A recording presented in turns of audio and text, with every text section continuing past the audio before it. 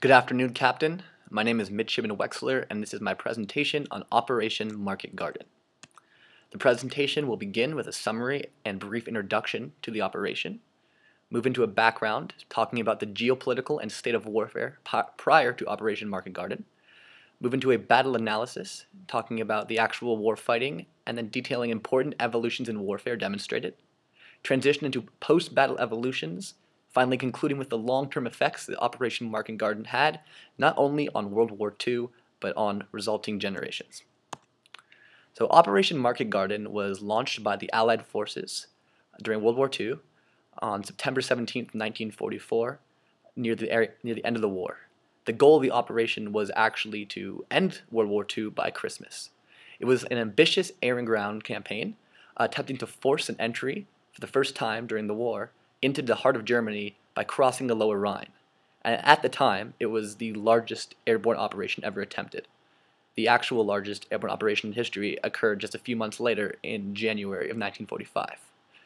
Operation Market Garden involved 4 airborne divisions parachuting into the area around the Rhine, up along a stretch of Highway 69, referred to as Hell's Highway, and their strategic goal was to capture 5 bridges that would secure crossing for the British XXX Corps, a heavily armored ground division, to pass up through Hell's Highway over those bridges, striking at the heart of Germany. Now, the campaign ultimately ended in failure due to a variety of logistical, technological, and tactical issues, but still, careful analysis of the battle can reveal some important shifts in military tactics, particularly with maneuver warfare, a shift we saw around World War II and the Second Industrial Revolution, favoring maneuverability on the battlefield. So the background. The origins of Operation Market Garden can actually be traced to the assassination of Archduke Franz Ferdinand of Austria-Hungary.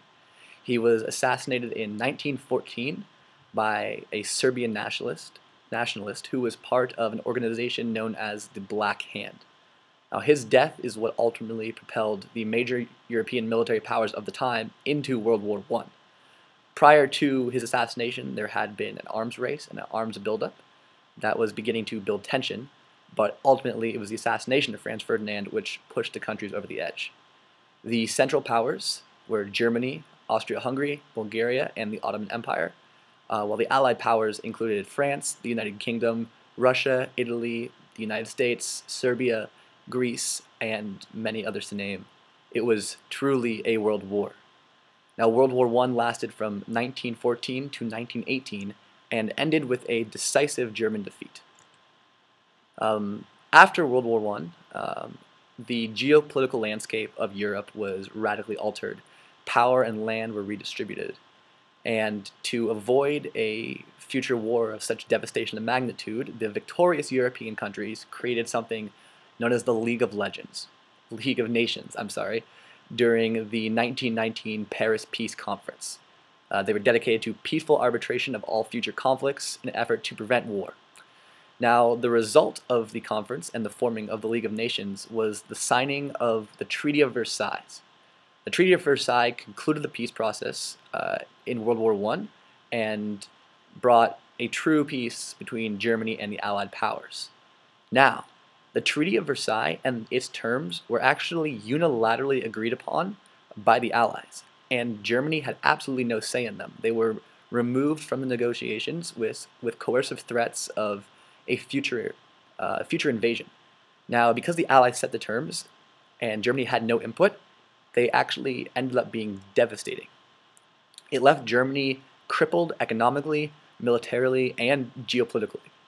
The terms of the Treaty of Versailles stripped Germany of 25,000 square miles of land, which actually at the time accounted for about 13% of its landmass, as well as all of its overseas colonies. The Treaty of Versailles also mandated a mass disarmament of the German military, of the demilitarization of the Rhine, and the removal of all of their offensive capabilities. And finally, the economic sanctions included reparations that the Germans had to pay to the rest of Europe, totaling $31.4 billion, which in today's money is $442 billion. which made a significant impact on an already poor, war-torn country. Now, as devastating as these terms were, the ultimate blow dealt by the Treaty of Versailles was Article 231, or the War Guilt Clause, which forced Germany to accept responsibility completely for World War I, which was part of the grounds and the framework for making them pay reparations.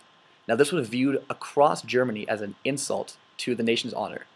Every political party was completely against the War Guilt Clause, and it sparked a fervent nationalism that spread across the country. The newly established democracy that the Allies had put in place, the Weimar Republic, they were regarded as traitors and as having stabbed Germany in the back. Now, a few years later, there was a complete financial collapse in 1929 of the German economy. It caused their money to tank, and there are famous images of people having money in wheelbarrows just to buy a loaf of bread. Their level of inflation was so high. All these factors came together to create a power vacuum that would ultimately be filled by the Third Reich. So in 1933, after a few failed attempts, the Nazi Party rose to power, and Adolf Hitler was appointed as the Chancellor of Germany. He did so on the grounds of restoring this lost national pride and dishonor that Germany was feeling. Now, in the face of the Treaty of Versailles, he withdrew Germany from the League of Nations, which had previously been forced to join, and he began a massive rearmament campaign. Now, one of the keys is that he had to make do with the resources Germany had. So a lot of commercial factories were reappropriated to produce military supplies, tanks, airplanes, and they had to find kind of ingenious ways to transition their factories. And this led to mass innovation of the German arsenal and the German military machine, because you had shipyards producing planes and aviation and factories producing tanks, and it led to lots of crossover between these systems that created some of the most innovative weapons that the modern era had ever seen. Now, Hitler remilitarized the Rhineland in March of 1936. He formed the Rome-Berlin Axis with Mussolini and Italy, and then created an alliance with Japan 1 month later. Throughout all of this, he faced very little resistance from the Allied powers. This led to the beginning of World War II. In March 1938, Germany annexed Austria, and then on September 1st, 1939, Germany invaded Poland, employing a military strategy never seen before, known as the Blitzkrieg. Now, the Blitzkrieg is indicative of everything the doctrine of maneuver warfare says. Blitzkrieg translates to lightning warfare, and it is essentially a very concentrated force penetrating enemy lines on a series of quick and, most importantly, surprise attacks. Then they will strategically incapacitate the enemy at key points rather than just overwhelming their mass in its entirety. Encircle small divisions. They will flank divisions and segment them and take them out piece by piece. It was this lightning warfare that made the German war machine so effective. Germany invaded Norway, Denmark, Belgium, and the Netherlands, capturing all of them in months, weeks, and in some cases even hours. On June 22nd, 1940, France surrendered to the Germans, and by June of 1941, Germany had controlled Austria, Czechoslovakia, Poland, Denmark, Norway, the Netherlands, Belgium, France, Greece, Estonia, Latvia, and Lithuania. It looked like the German war machine was unstoppable. Now, the German advance finally slowed on June 22nd, 1941, when Hitler made the decision to invade the Soviet Union. He did so because he felt that the Soviet Union might be preparing to attack him, and he wanted to preempt any offensive. In what was known as Operation Barbarossa, the Axis powers attacked the Soviet Union, penetrating very deep into their territory, only being stalled finally on the outskirts of Moscow, where they were eventually repelled by a Soviet counteroffensive. Now, the German advance was finally halted, the Eastern Front was open, and combined with the December 7th, 1941 Japanese bombing of Pearl Harbor, the United States entered the war, declaring war both on Japan and Germany. So the Germans went from being on the offensive to now having two superpowers pushing on them on two different fronts. The Allied forces begin to gain momentum following these events. Britain and the United States launched a joint strategic bombing campaign against Germany. The US was also successful in halting the German Atlantic naval operations because they became increasingly effective at sinking German U-boats. German submarines were some of their deadliest weapons during World War II. Italy was recaptured by the Allied forces. The Soviet Union successfully defeated and repelled the German advance.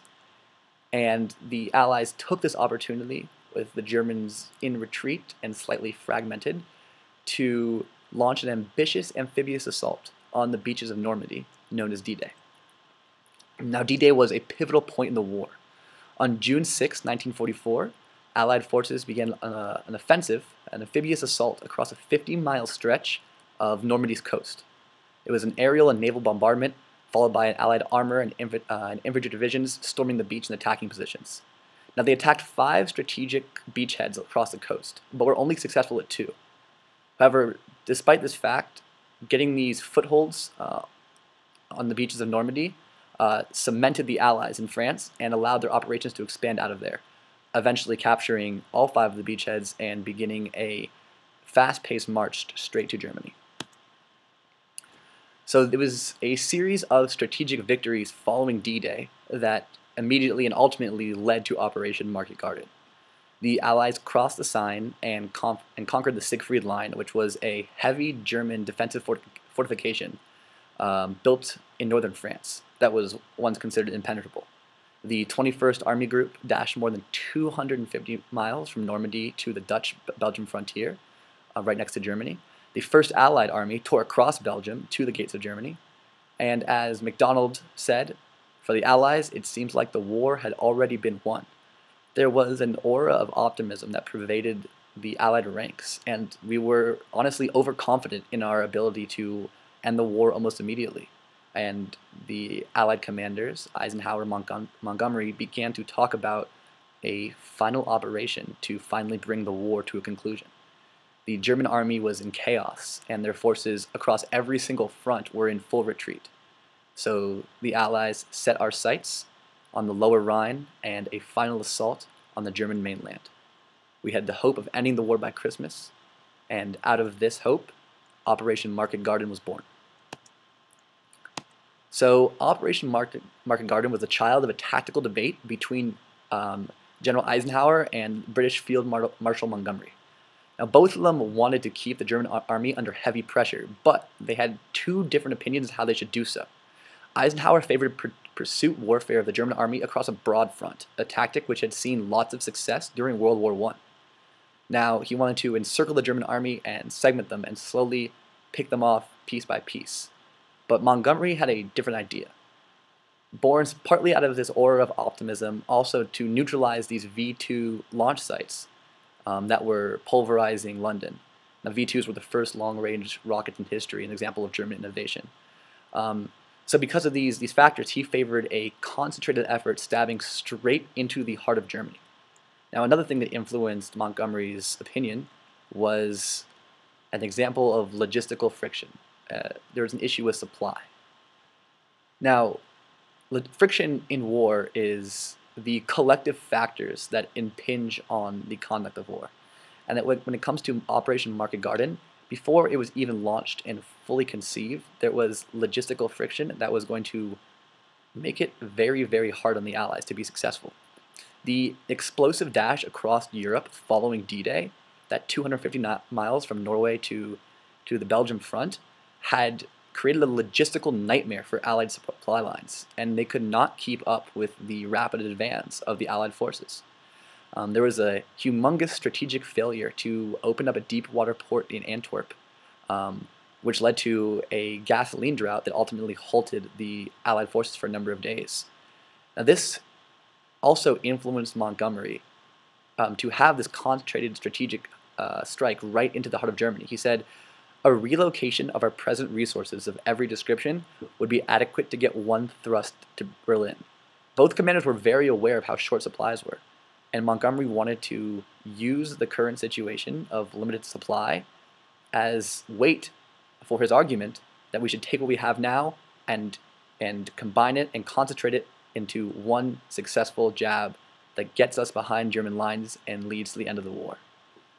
Ultimately, as we'll see as this battle analysis goes on, this early logistical friction, the ignoring of these early logistical issues involving supply lines and lack of adequate supplies for the operation, was one of the ultimate reasons why Operation Market Garden failed.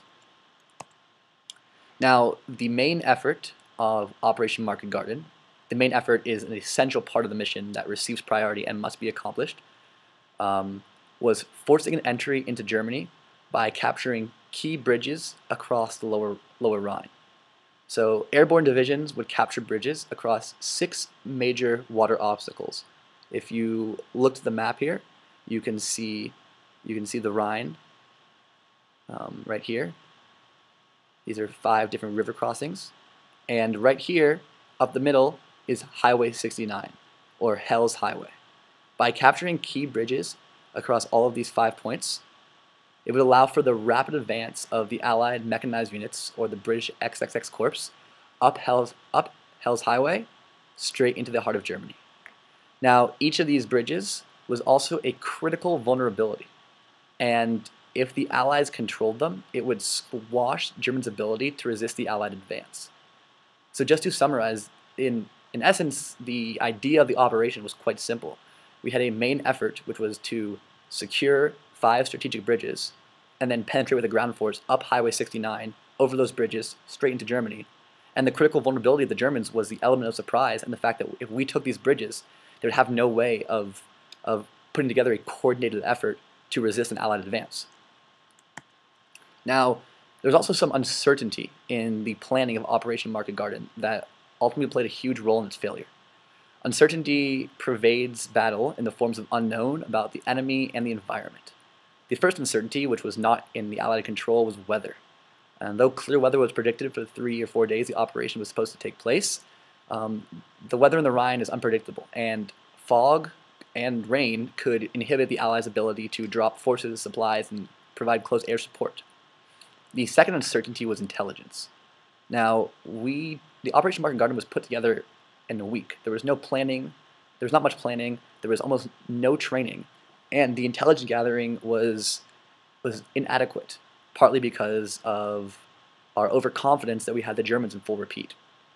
So ample time was not taken to gather accurate intelligence about the German positions. The Allies believed the German army was a shattered force in full retreat, and that its units were only skeletons of what they were.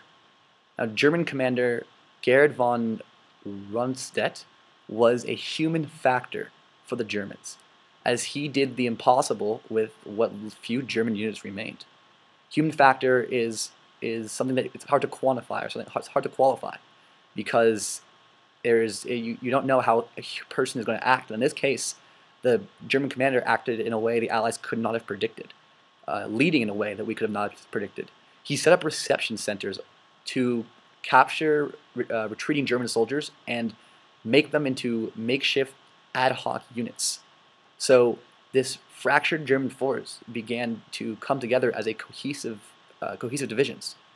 These German scratch formations were actually then assembled strategically along the front near Arnhem and Eindhoven. Arnhem and Eindhoven were 2 spots where there were integral bridges the Allies had to capture in order for Operation Market Garden to even be a success. These positions, beyond being fortified by these makeshift divisions, were also further reinforced by the 9th and 10th SS Panzer divisions, as well as several other SS units and a training battalion. Now, the Allies had no intelligence on any of this. Complexity. Another key part of Operation Market Garden was the complexity and the cooperation between the air and ground campaigns. Now, in war, complexity is the idea that each element is part of a larger whole and must cooperate with other elements in order to accomplish a common goal. In Operation Market Garden's case, it was the cooperation of the airborne assault and the supporting ground offensive. Now, there had to be a high level of coordination between these 2 elements. One key part of the operation was surprise and boldness. We had to surprise the German army. So therefore, Operation Market, the airborne part of the assault, had to be quick and strike with the element of surprise. However, there also had to be speed and focus, and the ground forces were responsible for reinforcing the lightly armed airborne divisions. They didn't have anti-tank or heavy weaponry or much armor at all.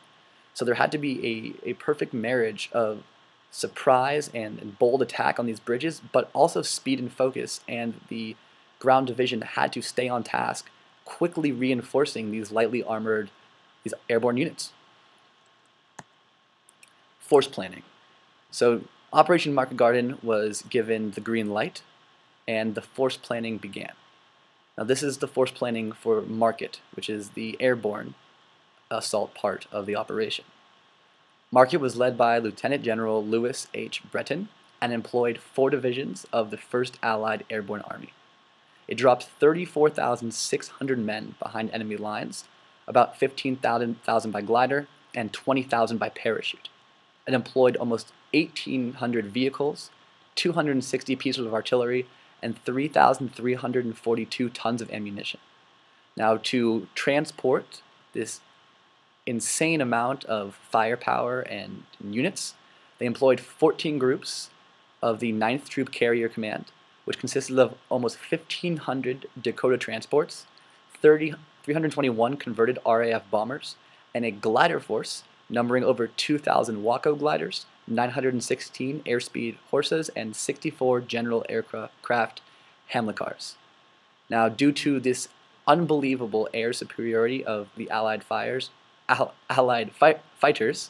and just the enormity of the Allied aerial force, there was little fear of an interception by the Luftwaffe, which was the German air wing, as well as fear of damage by flak, because once again the sheer side of the Allied aerial assault would not be significantly impacted by flak damage.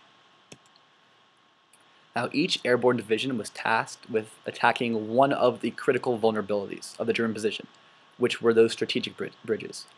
The 101st Airborne Division dropped in to take 2 locations, capturing bridges right here at Son and Wegel.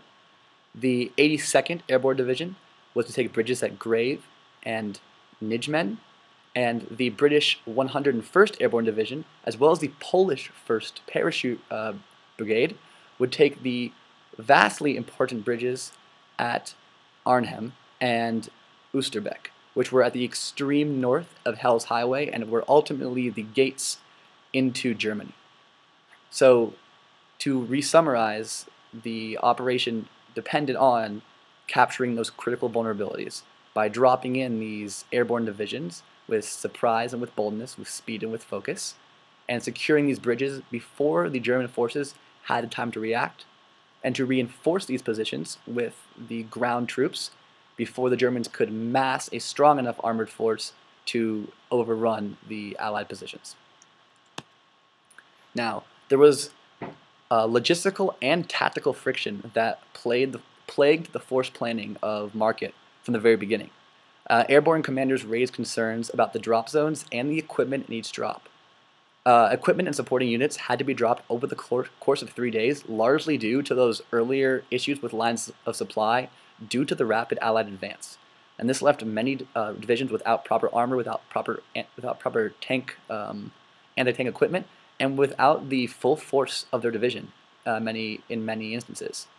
Now, the major logistical and tactical friction that ultimately led to one of the biggest failures of Operation Market Garden was the initial issue with the drop zones. To avoid heavy gun emplacements, the British were adamant that the drop zones would be miles from tactical objectives. Now, this was a failure in orienting on the enemy, because a good tactician would look at Operation Market Garden and understand that speed and surprise were the most effective weapon that we had against the Germans, and that having these units have to trek miles and miles to reach their tactical objective could give Germans time to notice what is going on and to mount some kind of defensive fortification and defensive line that we could not penetrate. Ultimately, as we see, this is what happens. Now, the issue of the most critical concern to the airborne commanders was the area of communications. They used a radio known as the 22, which had a very small range, only about 3 miles. However, Often these tactical objectives range between 17 to 15 miles from drop zones, which would leave these units blind with no line of communication back to headquarters or other units. These three areas of logistical and tactical friction later on came to plague Operation Market Garden. Now, force planning for Garden. Garden was led by Lieutenant General Brian Horrocks. It deployed the 2nd Army and the British XXX Corps, which was the main force. Now, their tactical objective required precise timing to reinforce the airborne divisions. They were expected to rendezvous with the 101st on the first day, the 82nd on the second day, and the British 1st Airborne Division no later than the 4th day. And this is key, because if they didn't reinforce these positions with in ample time, they would be overrun by stronger German forces. Now, this would eventually end with all the airborne divisions joining the 2nd Army and the XXX Corps in the breakout from Arnhem, which was the final bridge. The center of gravity. Center of gravity is what the operation hinges upon, what is integral, what is crucial to the operation. And in this case, the operation hinged upon the already fractured German resistance, attempting to contain the pockets of Allied airborne infantry that were spread across Hell's Highway. If the German forces were allowed to concentrate, it would cause a huge problem for the Allies. So the center of gravity was securing this Hell's Highway straight up over the Rhine, and not letting the German forces concentrate in any one point, because they would be fractured trying to fight the Allies along these 5 tactical objectives. Personnel management. Operation Market Garden saw also an initial issue with personnel management.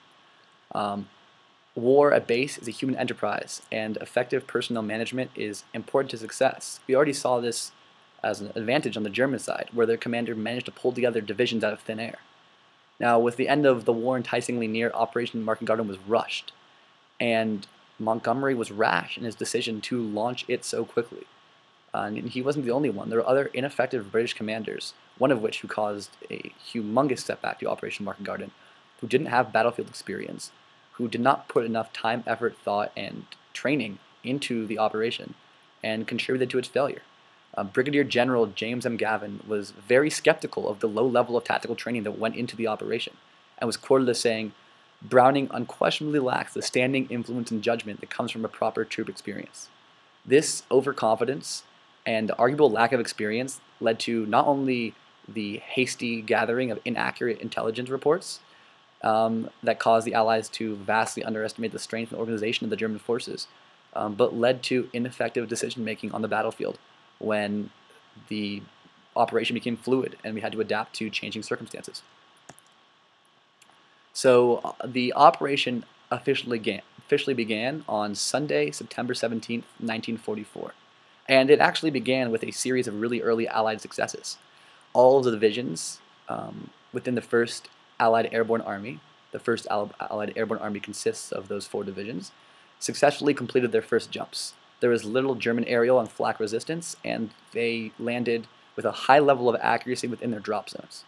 Now, the 101st Airborne Division, down here, captured 4 of the 5 bridges at Sonnenwegel, and the final bridge was demolished, though, as paratroopers approached. This was not a humongous deal, though, as 9,000 combat engineers had been deployed with the ground forces to quickly repair bridges. Now, the 82nd Airborne Division quickly captured their assigned bridge in Grave, which is up here, along with another one on the Mass Wall Canal, which is a little bit higher up here. However, the first issue with Operation Market Garden, the first disorder is when unclear information and a dispersed battlefield strains the limit of positive control, when you have lots of factors coming into play because the battlefield is so dispersed that leads to confusion. The first issue with Operation Market Garden came from disorder within the 82nd Airborne Division.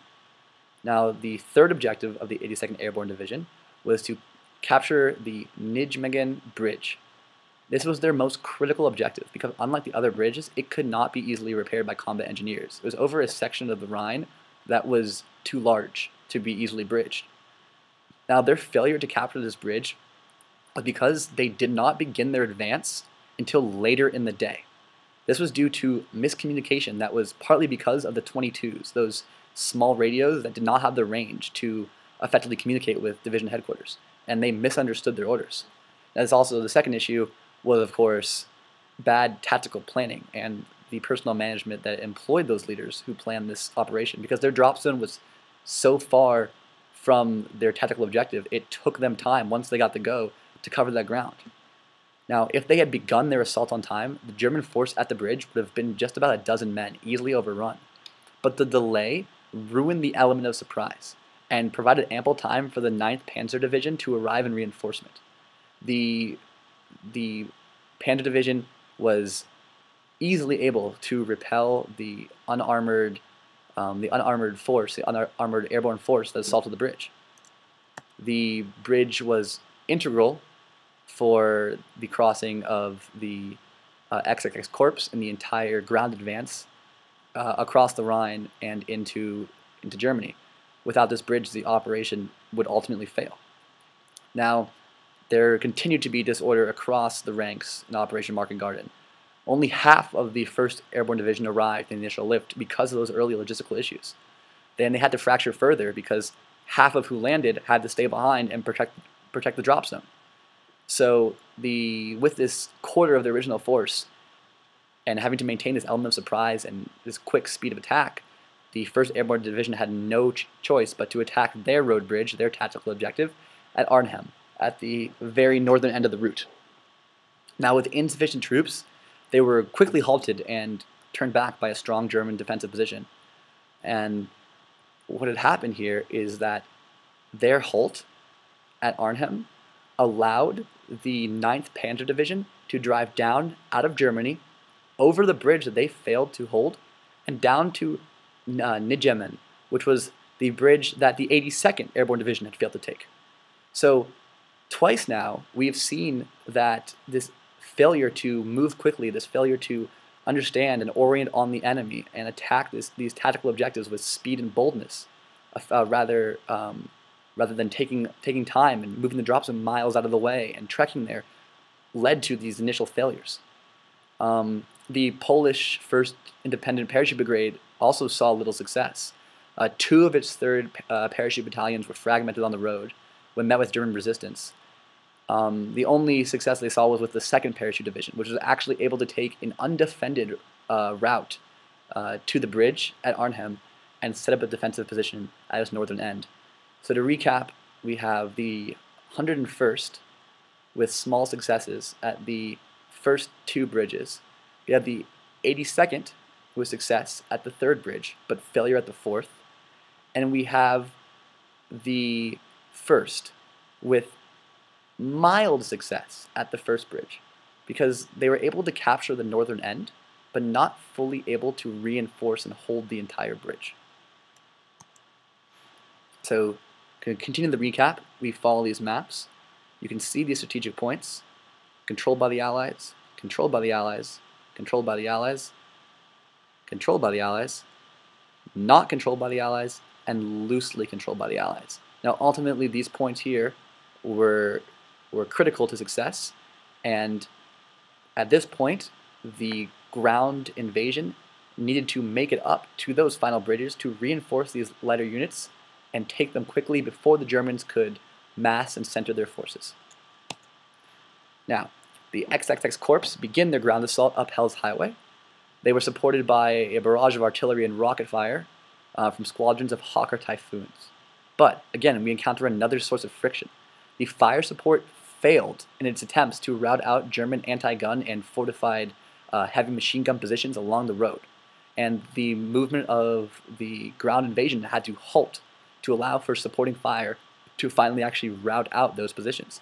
This caused a delay in their advance, destroying their essential battle rhythm, and making them only travel 7 miles in a time frame when they were supposed to cover 13.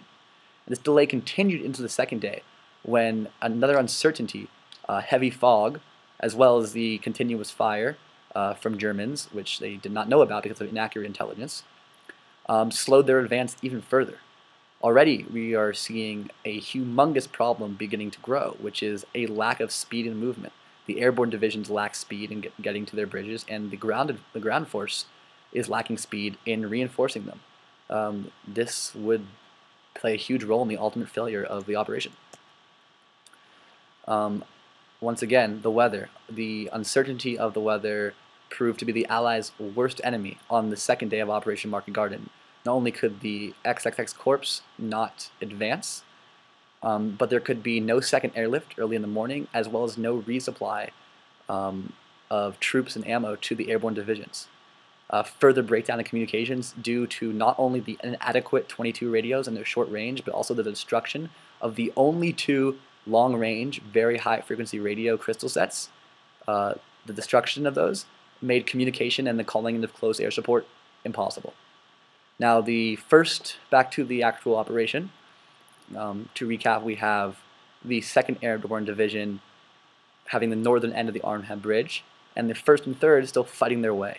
Now, they attempted to join the 2nd Parachute Battalion at the Arnhem Bridge, but they were picked apart by German forces. The Hell's Highway was very narrow, and they were forced to stretch themselves out. They were segmented, attacked on all sides, flanked, and picked off piece by piece. They were halted 2 miles from the bridge with only 200 men remaining. This was disorder within the ranks. At this point, the element of surprise had completely vanished. The initial confusion of the Germans were gone. They actually found a copy of the plans on the body of one of the dead officers, one of the dead Allied officers, who had stupidly taken it with him. And they knew what the Allies were planning. Without the speed, focus, and boldness of the Allied assault, the assault carried no strategic advantage and was now just a firefight against the German forces. So, the 101st Airborne Division actually manages to rendezvous with the XXX Corps. They constructed the Bailey Bridge, those 9,000 combat engineers, across the Wilhelmina Canal, as German forces had previously demolished the bridge. They formed more bridgeheads, which they held decisively despite German resistance. And according to their schedule now, they were due to be in Arnhem to reinforce the 1st Airborne Division in 6 hours. So at this point, they have made it up to here, and they have 6 hours to travel 8 miles to reinforce here. Only the Nijmegen Bridge stood in their way, which was right here. Now, the XXX Corps, combined with the 101st Airborne Division, began their assault on the Nijmegen Bridge. But even though they managed to come within 440 meters, they were halted by German resistance. Now, I bolded this here because it's important. For the second time in the operation, the XXX Corps were stalemated at a bridge that was supposed to have been secured prior to their arrival. Had tactically the 82nd Airborne Division dropped right onto the bridge, despite the heavy gun emplacements, taken the bridge immediately, they would not have been stalled and could have driven straight through to reinforce the divisions at Arnhem. However, this stall was fatal to the overall operation because, as we'll see, it allows the German forces to mass at Arnhem, overrun the bridge, and begin to begin a counteroffensive against the Allied forces. Speed was everything, and the Allies lacked it. Now, another concept in war is fluidity. War is a fluid phenomenon, and it requires flexibility of thought. Success depends on a large part in a commander's ability to adapt to changing conditions on the battlefield. There was absolutely no fluidity in the Allied plan in response to these delays at the bridges and them falling behind the schedule. On Wednesday, September 20th, the Arnhem Bridge was overrun by German forces, and the 1st Polish Parachute Brigade could not hold that northern end. They were supposed to be reinforced by the XXX Corps long ago, but since they were halted at the Nijmegen Bridge, the bridge at Arnhem fell. By day 5 of the Operation Market Garden, there were only 3,548 survivors from the British 1st Airborne Division. They were holed up in bridges and woods surrounding Oosterbeek, and they held the position and the control of a small bridgehead hoping that the XX Corps could arrive to reinforce them. At this point, the Allies were not out of the fight.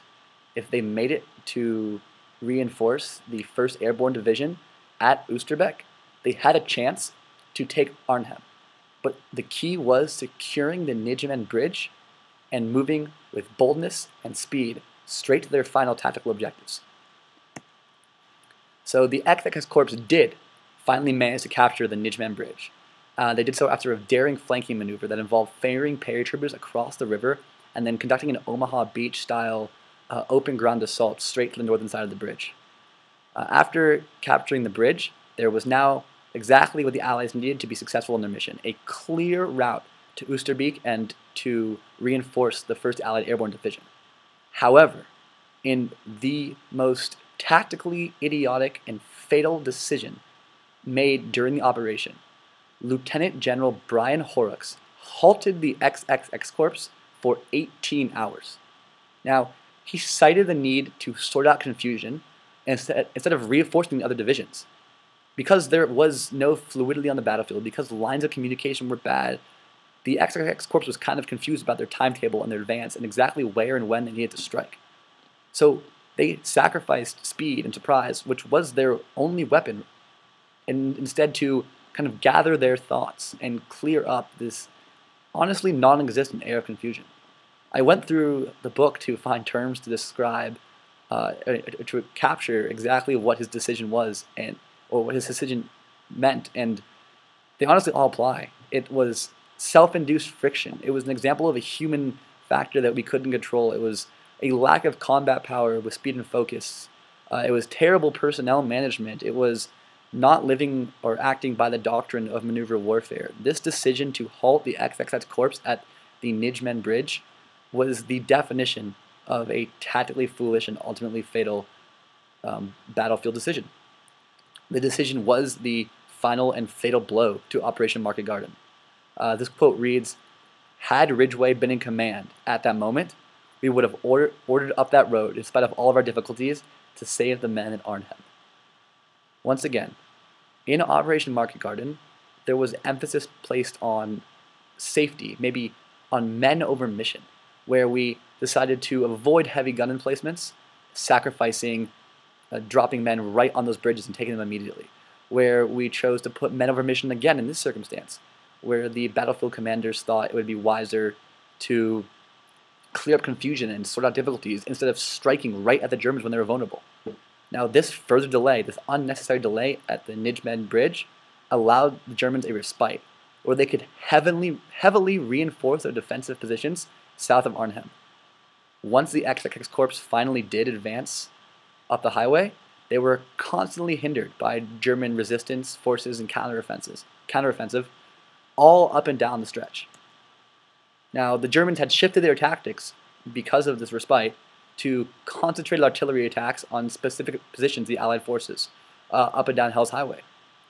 Though the Allies actually controlled the majority of Highway 69, they had not rooted out all of the Germans along the way. And these continual counterattacks that were mounted along its entire length, at the rears, at the flanks, led to disorder throughout the unit and slowed them once again to almost a halt.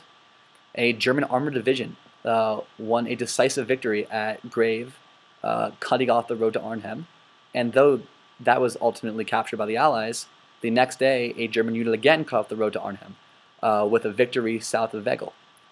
The Allied forces, despite these obstacles, continued to try to advance while fighting skirmishes to their rear and both flanks, but they were moving slower and the Germans were moving faster. The Allies were disorganized and the Germans began to condense and organize their forces. They had a lack of speed and focus, with the Germans were gaining, and the Germans began to win the operation. The Allies tried a last-ditch effort to reinforce the 1st Airborne Division trapped in Oosterbeek, which is right up here. In an ill-advised assault, they had 2 companies cross the river, but landed straight in the German position, and all 315 men that were sent were captured or killed. As a result of this catastrophe, the 1st Airborne Division was withdrawn out of Oosterbeek. The evacuation of the Lower Rhine was then ordered. Though the Operation Market Garden had begun with 34,600 airborne infantrymen, it ended with over 17,000 casualties. It was a tragic and catastrophic failure. Now, a critical analysis of Operation Market Garden reveals that it was actually a good idea in its conception, but was very poorly planned and executed. The inability of the Allied forces to maintain their supply lines, an example of logistical friction, led to an inability to drop all of the Allied infantry on the same day. There should have been a contingency plan. Someone should have understood that we could advance across the European front with such speed.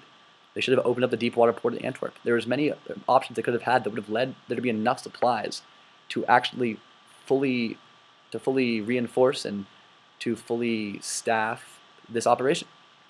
Now, the location of the landing zones was another major failure of Operation Market Garden. It was a failure to orient on the enemy. The 82nd Airborne Division at the Nijmegen Bridge and the 1st Airborne Division at the Arnhem Bridge had to drop miles away from their tactical objectives. But it was integral to the operation that we captured those bridges immediately. They sacrificed surprise and speed for having slightly more safe drop zones. If they had dropped them, they would have captured them immediately. If there had been no delay in their assaults, they would have been captured immediately, with only a dozen German men as resistance. However, now the Nijmegen Bridge, which was ultimately the choke point of Operation Market Garden, that led to its stalemate and ultimate failure, was heavily reinforced because of this lack of the Allies' ability to act quickly, decisively, and speedily. Ultimately, the drop zones should have been directly onto or next to the bridges. Now, as Lynn states, having technology is not enough. You have to be able to use it. And World War II saw a lot of new technology in the form of airplanes, tanks, armored units, ground transportation, and radios that allowed for this kind of maneuver warfare with lots of different moving pieces, moving parts, working together, working simultaneously, working with each other, even though they're at different places, coordinating their movements. It made it possible. But Operation Market Garden was an example of how a failure to integrate and use that technology can lead to catastrophic defeat. Numerous times throughout the operation, close air support or resupply could have changed the course of the battle. If there had been more open lines of communication, if they hadn't used these 22s, if there had been more crystal sets, maybe the XXX Corps would have not taken that fatal respite at the Nijmegen Bridge. Maybe there wouldn't have been that confusion that made them want to take that break. Maybe they would have been more informed about how dire the situation was at Arnhem, and they would have moved immediately. But if there had been more open lines of communication, if technology had been utilized to a much better extent than it was, Operation Market Garden may have been successful. So Operation Market Garden, ultimately ending in failure, is still a good example of how warfare had evolved from World War I to World War II, though it was only separated by 20 years. So World War I falls into what we know as a model of second generation warfare, but it probably actually can be considered 2.5 generation warfare, because it was right in the middle. The World War I was characterized by linear fire tactics, which is almost the modern day equivalent of a Braveheart charge, where you have two forces fighting each other head on, trying to completely overpower and overwhelm the other. And that was, by definition, what a victory was in a second generation war. There was a strict adherence to disciplined formations and disciplined movements. But this way of fighting war had to be reimagined after the introduction of artillery and machine guns, or any weapon that could cause mass casualties. Because when all of your troops and firepower is concentrated and congregated in one area, all it takes is one of these artillery strikes or a heavy machine gun emplacement to cause incredible amounts of devastating damage. As we added these deadly efficiency to our warfighting capabilities, we had to untrench the soldier, in the sense that armies now had to move, continue to move, and disperse, or they would be butchered. It was out of this that maneuver-oriented tactics were developed, and this led to the creation of the doctrine of maneuver warfare. Now, no one took up and embodied this doctrine more than the Germans. So, maneuver warfare comes from a desire to circumvent a problem and attack it from a position of advantage rather than meeting it straight on. Instead of having this linear formation that attacks their linear formation, Instead, it found it advantageous to have a small flanking maneuver, or to segment and attack different parts of the enemy, or to strike at strategic points, as maybe their artillery, maybe cutting supply lines, maybe using geography to your advantage. But it's the idea that superior strategy could win you a war over superior firepower and superior forces. Maneuver relies on speed and surprise. Without either strength, cannot be concentrated against enemy weakness. Maneuver warfare is all about tempo. The most important thing is the tempo of movement, which we saw in Operation Market Garden was part of the reason why it failed. The lack of battle rhythm, the lack of focus, lack of speed, the lack of tempo led to its failure. These new maneuver tactics were implemented best by German stormtroopers. They placed a great emphasis on concentrated fire support and squad maneuver elements. Squads were given the ability to take initiative, capitalizing on the shock and surprise of the enemy. This had never been seen before. There's always, throughout the history of war, a centralized battlefield command, but now we're seeing squads with a lot of authority and maneuver room. This often took them deep behind enemy lines, but the result was attacking enemy positions from the rear, encircling them and trapping them, which led to lots of German successes. The Blitzkrieg enabled Germany to overrun Europe in just a matter of years. The evolution of these tactics, once again, was born out of a necessity to survive. German linear formations were being mowed down by machine guns and artillery fire, and modifying their formation to the squad columns was actually just done to reduce casualties. After they did this in response to mass casualty weapons, they realized that letting those squads sometimes act autonomously could lead to great success. Now, in Operation Market Garden, from World War I to World War II, maneuver warfare tactics grew and were perfected. This was in part in response to change in technology, but mostly in result to changes in battlefield philosophy. World War II was defined by these tactical maneuvers, by maneuver warfare, by speed, by surprise, by lightning warfare, by the Blitzkrieg, and the realization that better tactics would enable a smaller force to defeat a larger one. German tactics placed great emphasis on mobility, the Blitzkrieg, and this new philosophy of battle and of war was further advanced by the Second Industrial Revolution and the invention of the combustible engine. It's allowed for faster, more mobile vehicles, better planes, and you're able to track the movement now of this widely dispersed force with radar and radios. So maneuver warfare not only evolved philosophically, but was able to be supplemented in practice by changing technology that could maneuver quicker and more efficiently. This technology contributed to and expanded the scope of what maneuver warfare could actually accomplish. Even today, now, we see maneuver warfare growing as a staple in modern warfare tactics. The U.S. Marine Corps says their concept of maneuver is a war-fighting philosophy that seeks to shatter the enemy's cohesion through a variety of rapid, focused, and unexpected actions, which create a turbulent and rapidly deteriorating situation with which the enemy cannot cope. In the 2003 invasion of Iraq, we saw a great example of maneuver warfare. We aimed to take Baghdad as quickly as possible, thinking that if we shot up over the course of, I believe, 3 weeks to Baghdad and overwhelm the forces there, it would fraction and scatter the rest of the Iraqi forces, and leaving us with only small pockets of resistance that we'd have to deal with if we decentralized them at Baghdad. Now, ultimately, this was not the case, but it was the doctrine of maneuver warfare that influenced our thinking. Today, modern aircraft, mechanized vehicles, and communication that we have, rapid communication on the battlefield, are all born out of this success maneuver warfare saw in World War I and World War II. We began to design our military around speed of maneuver, around tactics, around finding positions of advantage over just superior firepower, even though, of course, it is best to have superior firepower as well as superior tactics. Now, post-battle evolutions of Operation Market Garden. In the aftermath of the failure of Operation Market Garden, the Allies, still optimistic about ending the war, launched offensives against the German mainland across 2 different fronts. First, in the south of the Netherlands, they secured the vital deep-water shipping port of Antwerp, which of course should have been secured prior to Operation Market Garden to help deal with logistical issues, and they captured the vital Scheldt estuary in the Battle of Scheldt. This was followed by Operations Aintree, Venlo, and Overloon, which secured bridges at the Meuse, as well as a crucial bridgehead.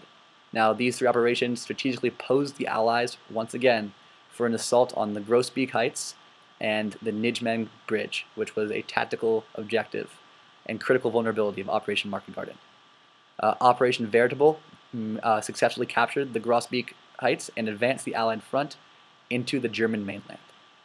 Now, from this capture of the Grosbeek Height and the Nijmegen Bridge, which was where Operation Market Garden ultimately ended, they implemented Operation Plunder, which liberated the city of Arnhem, liberating the Arnhem Bridge, and led to the surrender of all the German forces in the Netherlands. So, in the months and almost year following Operation Market Garden, ultimately Operation Plunder succeeded in what it never could, securing the city of Arnhem. Now, securing the city, of course, provided a direct line into the German mainland, where a large Allied assault eventually brought about the end of the war. However, though the Allies were able to end the war very soon after the failure of Operation Market Garden, about a little under a year afterwards, there were some drastic long-term effects of Operation Market Garden's failure. The failure of Operation Market Garden had far-reaching effects on the rest of the world as well as immediately on World War II. During those resulting post-evolution operations that occurred in the Netherlands, Dutch railway workers went on strike in order to support the Allied assault. They had previously worked for Germany, but they went on strike and said, we are going to build railroads for the Allies. In turn, Germany prohibited the transportation of all food and aid into the Netherlands. And the result was a devastating winter, known as the Hunger Winter, where more than 20,000 Dutch citizens starved to death. Had Operation Market Garden been successful, those people would have never died. They would have been able to continue to have food, supply food and aid into the Netherlands, as well as, once Germany fell, provide the necessary supplies so that they would be able to make it through the winter. Now, the second ramification of the failure of Operation Market Garden was that instead of ending the war at Christmas 1944, the Allies were victorious on September 2nd, 1945. Now, in that year, the Nazi final solution culminated in something known as death marches. At the very end of the Holocaust, during these final 9 months, Jews from concentration camps that Germans knew would fall were forced on death marches for days at a time. They walked unfed, barely clothed through inhospitable and dangerous sub-freezing temperature terrains. And over 250,000 Jews died during those death marches. It killed them, and it killed their children, their grandchildren, and every generation that could have ever existed. Because of the failure of Operation Market Garden, there are actually generations of humans that don't exist. And honestly, the Jewish community is incredibly tight-knit and incredibly small, and it's quite possible that had Operation Market Garden succeeded, there are kids I could have been friends with and close with today that never got the chance to exist. Beyond that, the long-term effects of Operation Market Garden on warfare were the rethinking of the Allied philosophy and how the Allies and the United States implemented maneuver warfare. It led to the creation of an army that was centered and focused upon these maneuver tactics that we see and have today. Now, this is the conclusion of my presentation on Operation Market Garden. We've talked about a summary about the pre-war conditions, the geopolitical state of Europe prior to the war that led up to the fighting, a battle analysis, talking about what went right, what went wrong in Operation Market Garden, why it ultimately failed, the post-battle evolutions, the operations that led to the end of World War II, and finally the far-reaching and long-term effects that the failure of the operation had on the rest of the world and further generations. Thank you very much, Captain. Enjoy the rest of your day.